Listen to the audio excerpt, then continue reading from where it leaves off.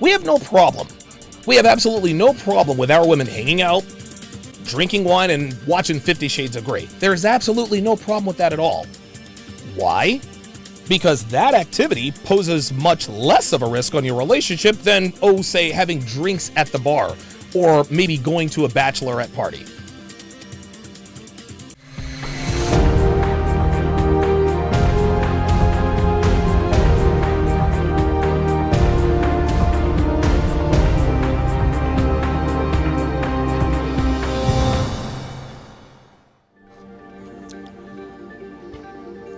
But before we break down this video, this particular video, I'm going to talk about an article that I came across yesterday. Actually, Devin sent me this article, and the article is entitled "Subtle Signs That a Partner Could Become Abusive." Now, that, of course, led me to another article entitled 7 Signs That You Could Be in an Abusive Relationship. Like, we all know about that stuff, right? That's just kind of how that works, especially when you're talking about articles like this. Anyway, what struck me about this particular article was, of course, the physically abusive aspect of it. Now, men who regularly consume this kind of content have adopted the red mindset. We instantly know that any article written about Isuba spelled backwards in this day and age, it's going to be riddled with doublespeak. All right? It's going to be riddled with shaming language. It's going to be riddled with just straight up bullshit. Right?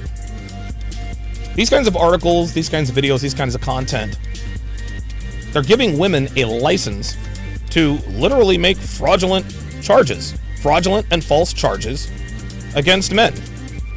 And it's interesting that I'm actually talking about this article today because that's kind of what happened on the Fresh and Fit show that we're about to break down.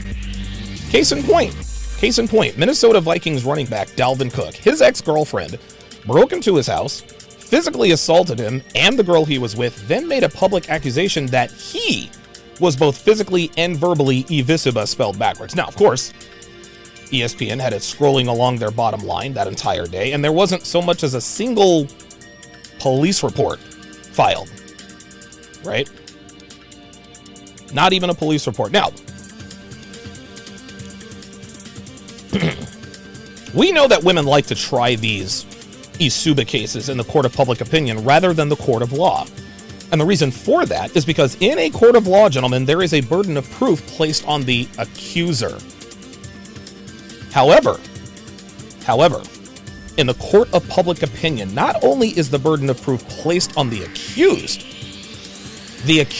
is guilty until proven innocent. And again, keep in mind that a lot of these cases never get filed or reported to the police. So when I see an article like this, it instantly grabs my attention because this is yet another outlet that is giving women a license to make accusations without a shred of evidence with impunity. Now, the word impunity means without consequence. This is why women make accusations as often as they do, because if the accusation turns out to be false, there is almost never a punishment for it. But gentlemen, there is another dangerous and, dare I say, borderline insidious intent with articles like this. And that intent is to shame and scare men out of doing and saying things that are necessary to mitigate the risks that come with today's relationships. And when I say risks, gentlemen, I'm talking about being lied to, cheated on, cuckolded, and worst of all, becoming a victim of paternity fraud. Gentlemen, what we have to understand in this day and age is that women characterize relationships as healthy when it is easy for them to be unfaithful. Now, on the other end of that, when it's hard for them to step out on their men, they call such relationships toxic. This is literally how relationships are characterized here in the 20s. A woman in a relationship who is on multiple social media platforms, goes out with her single friends to bars, clubs, or parties, frequently travels alone or with her single girlfriends, is said to be in a healthy relationship. healthy relationship. But a woman who is not on social media, a woman who does not hang out with her single friends or friends who are a bad influence on her, and never travels alone or without her man, is said to be in a toxic relationship. Such a woman is said to be under lock and key. A lot of my detractors say the same thing about Deb. Oh, Donovan has her locked in a cage. Well, this mindset has permeated the vast majority of men in this country. Men say to themselves, well, I don't want to be a toxic, controlling, insecure boyfriend or husband, so I'll just let my wife or girlfriend hang out with her single friends on Friday night at the bar to let her hair down and have some fun. But then as soon as he expresses concern for this, she hits him with the, you're being controlling and possessive, you're insecure. When a man requires a woman not to engage in activities that put their relationship at risk, he is considered to be a tyrant. The world calls us controlling and possessive because we are insecure. The reason we do this is to control and manipulate our women because we are weak and powerless men. And articles just like this, are exactly the reason why. Now, like I said before, I'm not going to read the entire article, but I am going to read the most poignant section that permeates the mindset that anything a man says or does in an attempt to protect his relationship is looked at as evasive, spelled backwards, or abusive. So let me scroll down. They isolate their partner.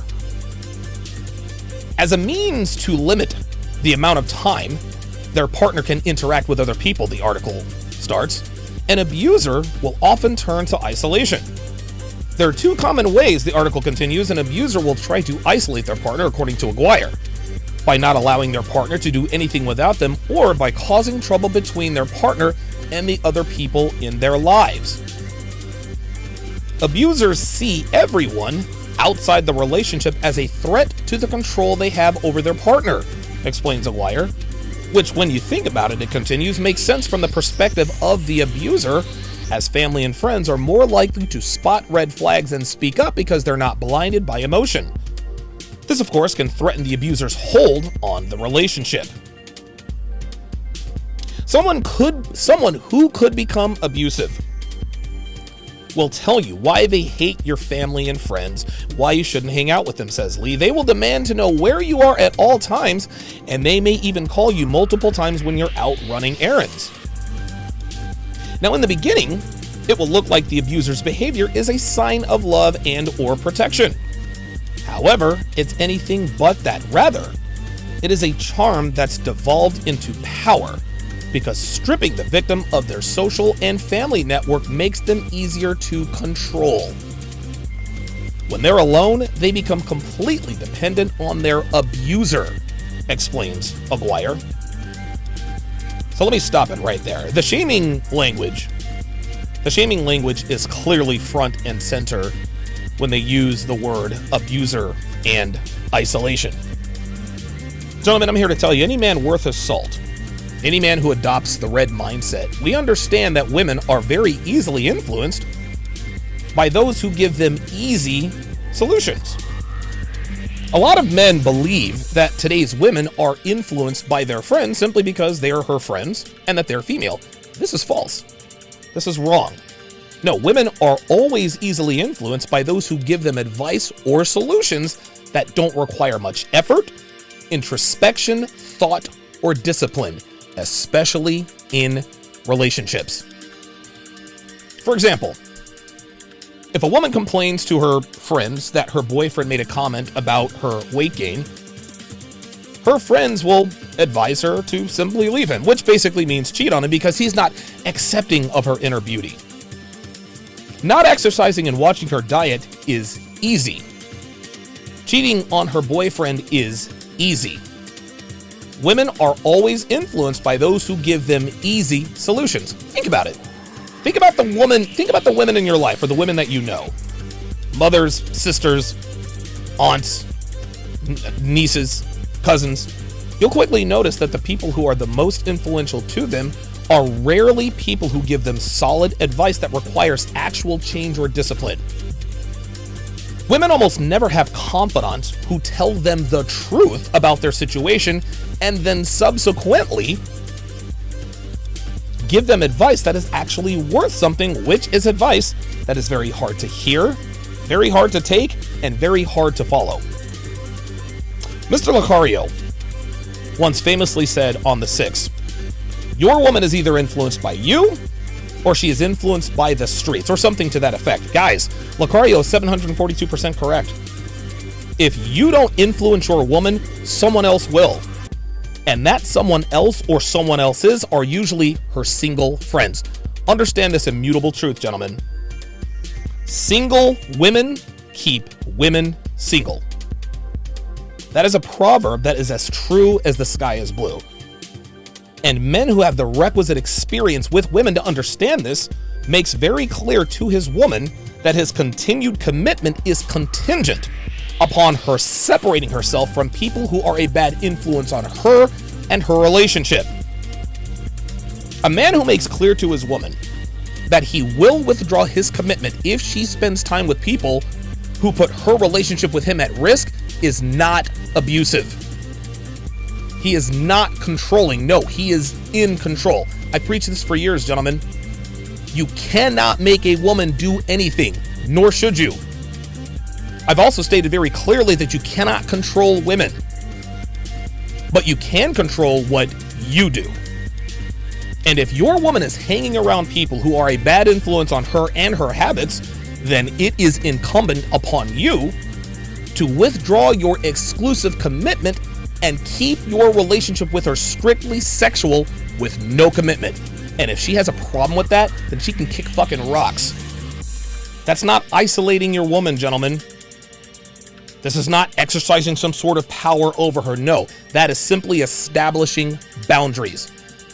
This is letting your woman know that you will not tolerate her being around people who are a bad influence on her. I'll tell you something about men. Men have absolutely no problem with our women hanging out with their married friends or friends in solid, stable relationships. We have no problem. We have absolutely no problem with our women hanging out, drinking wine, and watching 50 Shades of Grey. There is absolutely no problem with that at all. Why? Because that activity poses much less of a risk on your relationship than, say, having drinks at the bar or maybe going to a bachelorette party. Today's men of value are not interested in isolating their women. But we will not allow our women to put our relationship at risk on purpose. Nobody's holding a gun to anybody's head. Nobody has their woman locked in a cage. Nobody's telling their women what they can or cannot do. But what we do is we make it very clear that their actions have consequences. And whether or not those consequences are good or bad is completely up to our women. And here's the hard truth, guys. Most women today are sexually promiscuous. Those are the facts. We all know this. Most women are hoes, guys. And so one of many sacrifices a woman has to make if she wants to be in a relationship of consequence with a man of value is her friendships with her slutty friends. And again, nobody is suggesting that you tell your woman who she can or can't hang out with. She can do whatever she wants to do. She can hang out with whoever she wants to hang out with. But as a man in demand, you have both the leverage and the value not to tolerate this behavior. I'm here to tell you guys, there are plenty of women who would gladly give up hanging out with their slutty friends to be in a rock-solid relationship with a man they trust, love, respect, and adore. These women clearly understand that a man who does not commit to women who are influenced by people who do not have her best interest at heart, meaning her relationship and the integrity of said relationship, are not trying to control anybody. They understand that men like this are simply reducing and mitigate risk. Never, ever let anyone tell you that you are abusive or controlling or preying on the weak because you don't commit to women who are on social media or go to bars and clubs. You're doing what your masculine instinct is telling you to do, which is to protect your investment.